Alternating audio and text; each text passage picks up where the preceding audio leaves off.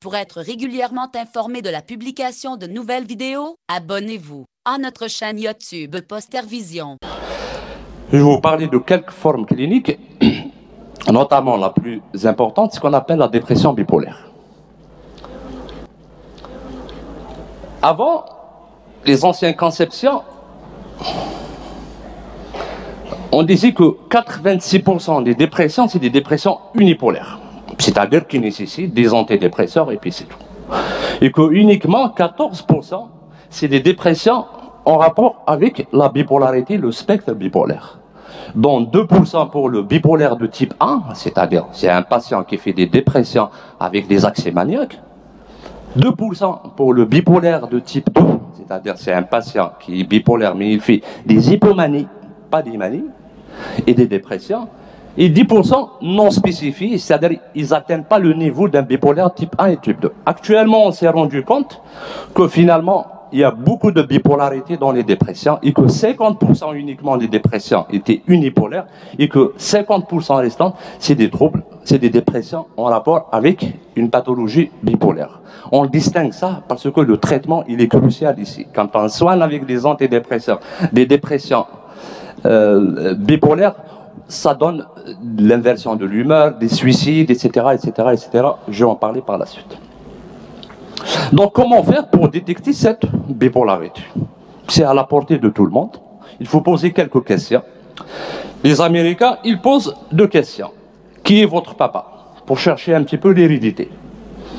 Quels sont vos antécédents familiaux de troubles de l'humeur? Donc, si je reçois un dépressif, il faut chercher, est-ce qu'il y a eu dans ces antécédents familiaux des gens qui souffrent de troubles de l'humeur? S'il y a des hérédités, il faut faire attention. Peut-être il y a la bipolarité derrière. Est-ce qu'il y a eu des hospitalisations psychiatriques? Donc s'il y a des parents hospitalisés en psychiatrie, forcément ils souffrent de pathologies psychiatriques invalidantes et importantes, notamment la dépression bipolaire, l'excitation maniaque, la schizophrénie. Donc il y a un risque d'être de bipolarité.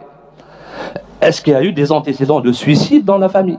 Quand on reçoit un dépressif la première fois, on ne sait pas s'il est bipolaire ou pas, mais s'il vous dit mon frère, mon père et ainsi de suite se sont suicidés, il y a de fortes chances qu'ils ont présenté des dépressions bipolaires parce que c'est eux qui se suicident le plus. Est-ce qu'un traitement a été utilisé, les sels de lithium, les thymorégulateurs, les antipsychotiques parmi vos parents? En fait, est-ce que quelqu'un parmi vos parents ont bénéficié d'un traitement par l'électroconvulsivothérapie? Donc la deuxième question, où est votre maman? Pour pouvoir lui poser des questions et chercher s'il n'y a pas des symptômes cliniques en rapport avec une excitation. J'ai besoin d'obtenir des informations supplémentaires sur vos antécédents de la part de l'un de vos proches, par exemple votre mère ou votre conjoint. Les patients peuvent, en effet, ne pas être conscients de leurs symptômes maniaques, voire hypomaniaque. Dans la manie, quand quelqu'un il fait la manie, on ne peut pas cacher ça. Mais l'hypomanie, des fois, c'est un jour, 10 jours. C'est quelqu'un qui déprime, mais un jour, là, il a un peu de punch et ainsi de suite. C'est pas du punch, c'est de l'excitation. Donc, il faut chercher.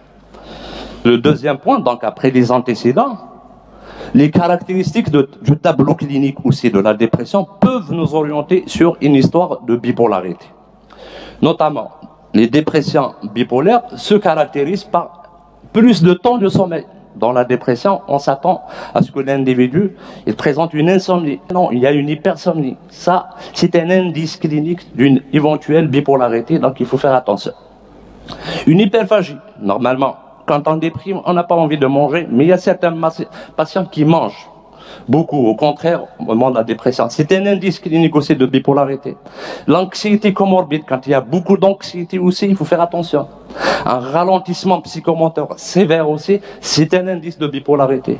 Une labilité de l'humeur, dans la dépression, normalement, on a une tristesse de l'humeur, mais si cette humeur, elle varie durant la journée, ainsi de suite, il faut faire attention aussi. C'est un indice de bipolarité.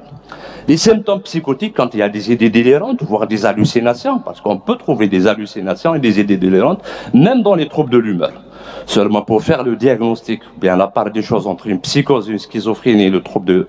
Dans le trouble de l'humeur, c'est le trouble de l'humeur qui commence. Secondairement, il y a les hallucinations et les délires. Donc c'est des caractéristiques psychotiques. Quand on a des caractéristiques psychotiques qui s'associent à un tableau de dépression, il faut faire attention il y a bipolarité derrière. Enfin, l'idéation suicidaire. C'est vrai, tous les dépressifs se suicident, mais quand il y a une endogénéité, quand il y a un problème de bipolarité, ils se suicident le plus. Merci d'avoir regardé cette vidéo. Abonnez-vous et partagez-la sur Facebook. À très bientôt pour d'autres vidéos.